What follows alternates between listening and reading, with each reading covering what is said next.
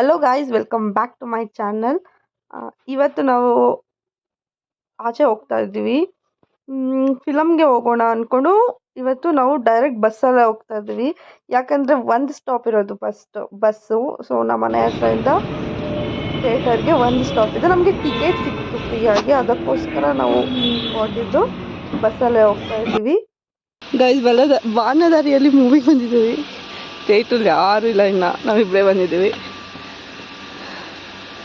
So ಬರ್ಬೋದು ಇನ್ನೂ ಜನ, ಕಾಯ್ತಾ ಇದ್ದೀವಿ. ಇನ್ನೂ ಸ್ಟಾರ್ಟ್ ಆಗಿಲ್ಲ. ಅದು ನಮಗೆ ಗೊತ್ತಿರೋರು ಥಿಯೇಟ್ರ್ ಹೇಳಿದ್ದಲ್ಲ, ಸೊ ಅದಕ್ಕೆ ಬಂದಿದ್ದೀವಿ.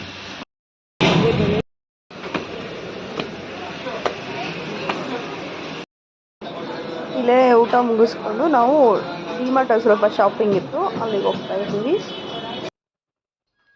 Hello guys, welcome back to my channel. ನಾನು ನೆನ್ನೆ ಹೇಳಿದಾಗೆ ಡಿಮಾರ್ಟ್ಗೆ ಹೋಗಿ ಬಂದ್ವಿ. ಅಲ್ಲೆಲ್ಲ ವೀಡಿಯೋ ಮಾಡೋಕ್ಕಾಗಲಿಲ್ಲ, ಯಾಕಂದರೆ ನೆನ್ನೆ ತುಂಬ ರೆಸ್ಟ್ ಕೂಡ ಇತ್ತು, ಸಂಡೇ ಆಗಿರೋದ್ರಿಂದ. ಸೊ ನನಗೆ ಯಾವುದೇ ಥರ ವೀಡಿಯೋ ಕೂಡ ಮಾಡೋಕ್ಕಾಗಲಿಲ್ಲ. ಬಟ್ ಅಲ್ಲಿಂದ ಏನೇನು ತೊಗೊಬಂದೆ ಅನ್ನೋದನ್ನು ನಾನು ನಿಮ್ಮ ಜೊತೆ ಶೇರ್ ಮಾಡ್ತೀನಿ. ತುಂಬ ದಿನ ಆದಮೇಲೆ ನಾನು ಶಾಪಿಂಗ್ ಹೋಗಿರೋದು, ಅಂದರೆ 2 ತಿಂಗಳಿಗೆ ಒಂದು ಸಲ ಹೋಗ್ತೀವಿ. ಒಂದು ಸಲ ಹೋದಾಗ ಎಲ್ಲ ತೊಗೊಂಬರ್ತೀವಿ. ಇವಾಗ ನಾನು ಏನೇನು ತಂದಿದ್ದೀನಿ ಅಂತ ನಿಮಗೆ ನಾನು ತೋರಿಸ್ತಾ ಇದ್ದೀನಿ. ಮೋಸ್ಟ್ ಆಫ್ ಆಲ್ ಜಾಸ್ತಿ ಹೋದಾಗೆಲ್ಲ ನಾನು ತರೋದು ಬಾಟಲ್ಸ್ಗಳು. ಅಂದರೆ ತುಂಬ ದಿನ ಆದಮೇಲೆ ಹೋಗ್ತೀವಲ್ಲ, ಒಂದು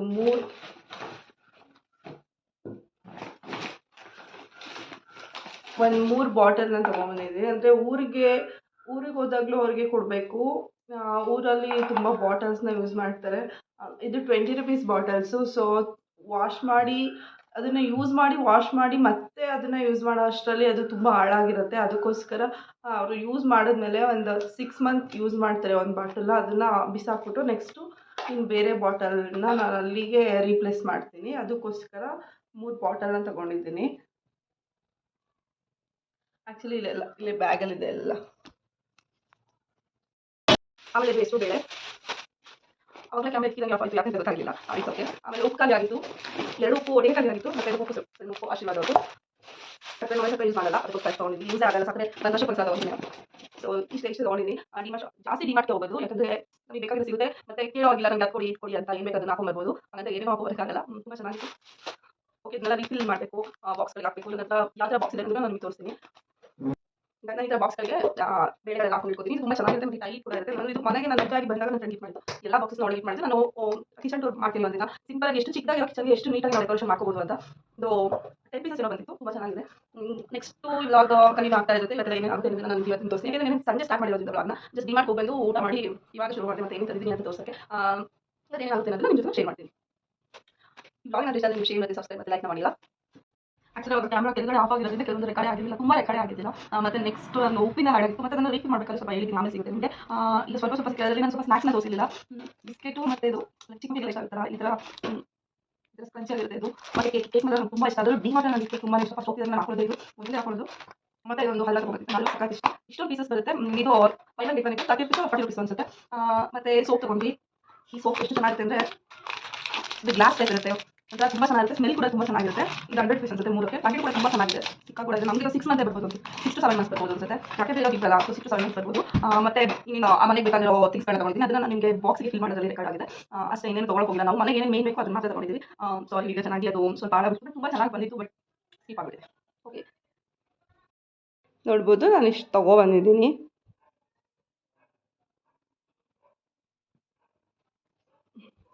ಇದು ಇವಾಗ ಜಸ್ಟ್ ಕಡಲೆಕಾಯಿ ತಿಂದು ಇಲ್ಲಿ ಇಟ್ಟಿದ್ದೀನಿ.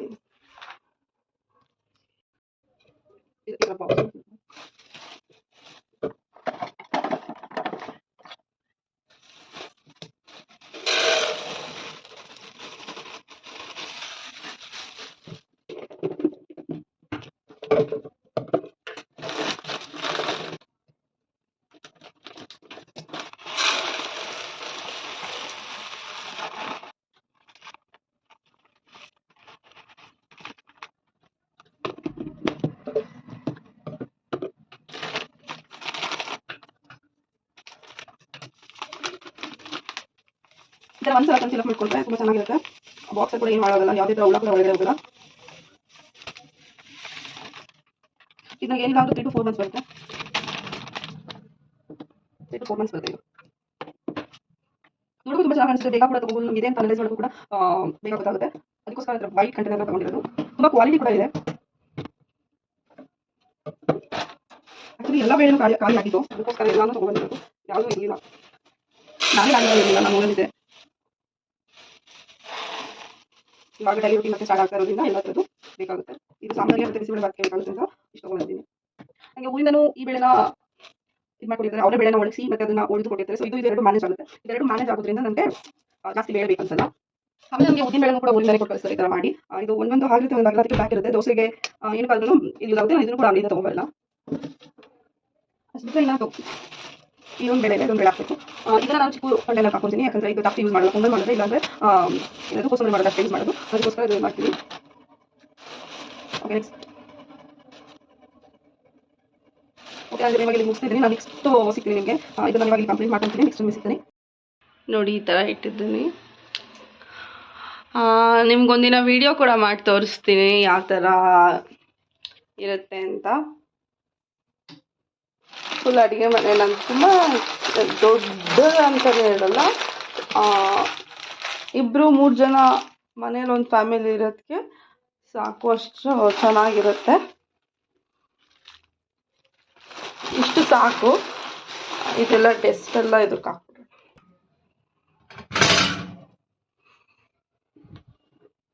ನಾಳೆ ದೋಸೆ ಕೂಡ ನಾನು ಹಾಕಿದ್ದೀನಿ ಅಕ್ಕಿನ.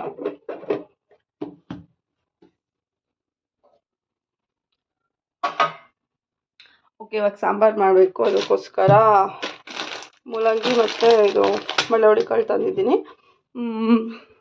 ಓಕೆ, ನಿಮಗೆ ನಾನು ನೆಕ್ಸ್ಟ್ ಸಿಗ್ತೀನಿ. ಇವಾಗ ನಾನು ಇದನ್ನೆಲ್ಲ ಕ್ಲೀನ್ ಮಾಡಿಬಿಡ್ತೀನಿ.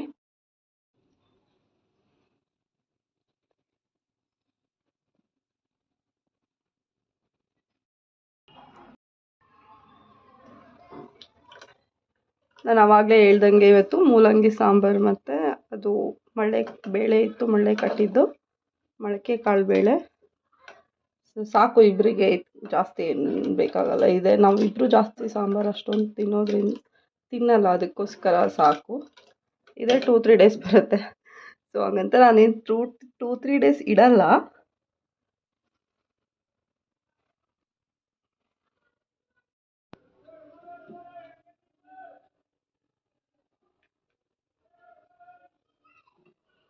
ನಿಮ್ಗೆಲ್ರಿಗೂ ಈ ವ್ಲಾಗ್ ಇಷ್ಟ ಆದರೆ ಪ್ಲೀಸ್ ಕಮೆಂಟ್ ಮಾಡಿ ಹೇಗಿತ್ತು ಅನ್ನೋದನ್ನು ತಿಳಿಸ್ಕೊಡಿ. ಮುಂದೆ ಮುಂದೆ ವ್ಲಾಗ್ಗಳು, ಹೊಸ ವ್ಲಾಗ್ಗಳು ಬರ್ತಾಯಿದ್ದಾವೆ. ಇವೆಲ್ಲ ತುಂಬ ಹಳೆ ವ್ಲಾಗ್ಗಳೇ, ಬಟ್ ಮುಂದೆ ಆದಷ್ಟು ಹೊಸ ವ್ಲಾಗ್ಗಳನ್ನ ಹಾಕ್ತೀನಿ. ಯಾಕಂದರೆ ತುಂಬ ವೀಡಿಯೋಗಳನ್ನ ಮಾಡ್ಕೊಂಡಿರ್ತೀನಿ, ಯಾವುದನ್ನು ಹಾಕಿರಲ್ಲ, ಟೈಮೇ ಇರೋದಿಲ್ಲ. ಸಂಡೇಸ್ ಟೈಮ್ ಕೂಡ ಸಿಗ್ತಾ ಇಲ್ಲ. ಅಲ್ಲಿ ಇಲ್ಲಿ ಊರು ಅಲ್ಲಿಗೆ ಹೋಗ್ತಾ ಇದ್ದೀನಿ. ಬಟ್ ವೀಡಿಯೋಸ್ ಎಲ್ಲದೂ ಇದೆ, ನಾನು ಎಲ್ಲದನ್ನು ಅಪ್ಲೋಡ್ ಮಾಡ್ತೀನಿ. ಪ್ಲೀಸ್ ನಿಮಗೆ ಇಷ್ಟ ಆದರೆ ಲೈಕ್, ಶೇರ್ ಆ್ಯಂಡ್ ಸಬ್ಸ್ಕ್ರೈಬ್ನ ಮಾಡಿ. ಹೇಗಿದೆ ಅನ್ನೋದನ್ನು ಕಮೆಂಟ್ ಕೂಡ ಮಾಡಿ. ಓಕೆ, ನಾನು ಈ ವಿಡಿಯೋನ ಇಲ್ಲಿಗೆ ಇದು ಒಂದು ಸ್ನ್ಯಾಕ್ಸ್ ಮೂಲಕ ಎಂಡ್ ಮಾಡ್ತಾ ಇದ್ದೀನಿ. ಇದೊಂದು ಚುರ್ಮುರಿ ಮಾಡಿದೆ, ಅದು ಸಿಂಪಲ್ಲಾಗಿ ಮನೇಲೇ ಮಾಡಿದ್ದೆ. ನೋಡಿ, ಇದು ನಂದು ಕೈಯಲ್ಲೇ ಚಿಕ್ಕದಾಗಿ ಪಾಕೆಟ್ ಥರ ಇದೆ. ಇದನ್ನು ಅಕ್ಕ ಕೊಟ್ಟಿದ್ದು, ತುಂಬ ಚೆನ್ನಾಗಿದೆ. ಸಿಂಪಲಾಗಿ ಪಟ್ ಅಂತ ಮಾಡ್ಕೊಳ್ಳೋದಕ್ಕೆ ಇದು ತುಂಬಾ ಯೂಸ್ಫುಲ್ ಆಗಿದೆ. ಸೌತೆಕಾಯಿ, ಕ್ಯಾರೆಟ್ ಎಲ್ಲ ಎಲ್ಲಾನು ರೆಡಿ ಮಾಡಿಕೊಂಡಿದ್ದೀನಿ. ಅದಕ್ಕೆ ಏನೇನು ಬೇಕಾಗಿರೋದನ್ನ ಅಂದರೆ ಲೈಕ್ ಇವಾಗ ನಮಗೆ ಏನೇನು ಇಷ್ಟ ಆಗುತ್ತೆ ಆ ಥರದನ್ನ ನಾನು ಚೂಸ್ ಮಾಡ್ಕೊಂಡು ಇಟ್ಕೊಂಡಿದ್ದೀನಿ. ಚುರ್ಮುರಿ ಅಂತ ಕಡಲೆಪುರಿ ಅಂತ ಬಂದರೆ ಏನು ಬೇಕಂದ್ರೂ ಹಾಕ್ಬೋದು. ನಮ್ಗೆ ಇಷ್ಟ ಆಗಿರೋದನ್ನ ಫ್ರೂಟ್ಸ್ ಹಾಕೋಬೋದು. ಅದ್ರ ಜೊತೆ ಚೆನ್ನಾಗಿರುತ್ತೆ, ಅಂದರೆ ಟೇಸ್ಟಿಯಾಗಿರೋದ್ರಿಂದ ಯಾವ ಫ್ರೂಟ್ಸ್ನು ಹಾಕೋಬೋದು. ಮತ್ತು ವೆಜಿಟೇಬಲ್ ಆಗಿ ಒಂದು ಕ್ಯಾರೆಟ್ ತೊಗೊಂಡಿದ್ದೀನಿ, ಈರುಳ್ಳಿ, ಟೊಮೆಟೊ, ಲೆಮನ್ ಮತ್ತು ಸಾಲ್ಟ್ ಮತ್ತು ಖಾರದ ಪುಡಿ, ಮಿಕ್ಸ್ಚರ್ ಮತ್ತು ಕಡಲೆಪುರಿ ಒಂದು ಬೌಲ್ ತೊಗೊಂಡಿದ್ದೀನಿ. ಇದು ಸ್ವಲ್ಪ ಕಿಸಾನ್ ಕೆಚಪ್ ಇದೆ, ಅದು ಹಾಕಿದ್ರೆ ಸ್ವಲ್ಪ ಸ್ಪೈಸಿ ಆಗಿದೆ, ಸ್ವೀಟ್ ಆಗಿರುತ್ತೆ ಅಂತ ತೊಗೊಂಡಿದ್ದೀನಿ. ಚೆನ್ನಾಗಿರುತ್ತೆ. ನಾನು ಇವಾಗ ಮಿಕ್ಸ್ ಮಾಡೋಣ ಯಾವ ಥರ ಇರುತ್ತೆ ಅಂತ ತೋರಿಸ್ಕೊಡ್ತೀನಿ. ಇದು ಬೌಲ್. ಈ ಬೌಲ್ಗೆ ನಾನು ಫಸ್ಟು ಏನೇನು ಬೇಕನ್ನೋದನ್ನ ನಾನು ಮಿಕ್ಸ್ ಮಾಡ್ಕೊತೀನಿ.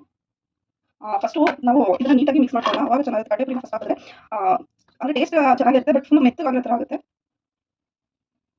ಕೊತ್ತಂಬರಿ ಸೊಪ್ಪು ಹಾಕಬೇಕು, ಬಟ್ ನಾನು ಕೊತ್ತಂಬರಿ ಸೊಪ್ಪು ಇಲ್ಲ ಇವತ್ತು.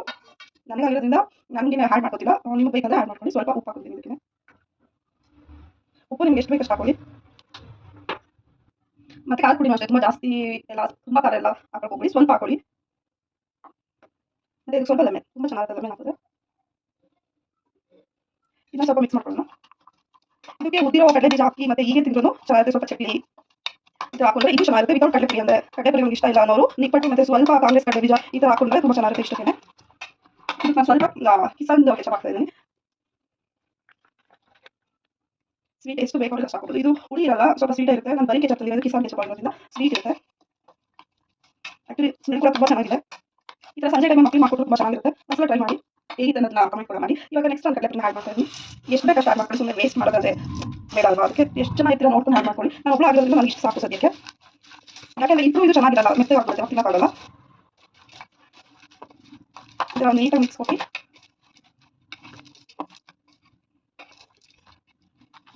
ಇದು ಮೇಲ್ಗಡೆ ಈ ಥರ ಮಿಕ್ಸ್ಚರ್ನ ಆ್ಯಡ್ ಮಾಡಬೇಕು. ಈ ಸಣ್ಣ ಮಿಕ್ಸ್ಚರ್ ಬರುತ್ತೆ, ಅದು ಚೆನ್ನಾಗಿರುತ್ತೆ. ಬಟ್ ಇವತ್ತು ನಾನು ಇದ್ದರೆ ನಾನು ಇದನ್ನು ಆ್ಯಡ್ ಮಾಡ್ತಾ ಇದ್ದೀನಿ. ಸೊ ಮಿಕ್ಸ್ಚರ್ ಸಾಕು ನೋಡಿ. ಇದು ಮೇಲೆ ಸ್ವಲ್ಪ ಕೊತ್ತಂಬರಿ ಹಾಕೋದು ತುಂಬ ಚೆನ್ನಾಗಿರುತ್ತೆ. ಇಲ್ಲೇ ಇರೋ ಕಾರಣ ಅದನ್ನು ಸ್ಕಿಪ್ ಮಾಡಿ ಮನೆಯಲ್ಲಿ ನೀವು ಹಾಕೊಳ್ಳಿ, ಚೆನ್ನಾಗಿರುತ್ತೆ. ನೀವು ಆ್ಯಡ್ ಮಾಡ್ಕೋಬೇಕು ಅಂದರೆ ಇದಕ್ಕೆ ದಾಳಿಂಬೆ ಹಣ್ಣು ಕೂಡ ಆ್ಯಡ್ ಮಾಡ್ಕೋಬೋದು, ತುಂಬ ಚೆನ್ನಾಗಿರುತ್ತೆ. ಮತ್ತು ದ್ರಾಕ್ಷಿ ಕೂಡ ಆ್ಯಡ್ ಮಾಡ್ಕೋಬೋದು, ತುಂಬ ಚೆನ್ನಾಗಿರುತ್ತೆ. ಇವಾಗ ನಾನು ಟೇಸ್ಟ್ ಮಾಡಿ ಹೇಗಿದೆ ಅಂತ ಹೇಳ್ತೀನಿ.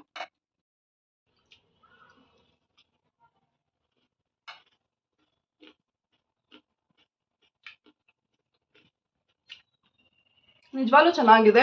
ಒಂದ್ಸಲ ಮಾಡ್ಕೊಡಿ, ಹೇಗಿತ್ತು ಅನ್ನೋದನ್ನ ಕಮೆಂಟ್ ಮಾಡಿ. ನಾನು ಸಿಂಪಲ್ ಸ್ನ್ಯಾಕ್ಸ್ ತೋರಿಸಿದ್ದೀನಿ. ನಿಮ್ಗೆಲ್ರಿಗೂ ಇಷ್ಟ ಆದರೆ ಪ್ಲೀಸ್ ಲೈಕ್, ಶೇರ್ ಆ್ಯಂಡ್ ಸಬ್ಸ್ಕ್ರೈಬ್ನ ಮಾಡಿ.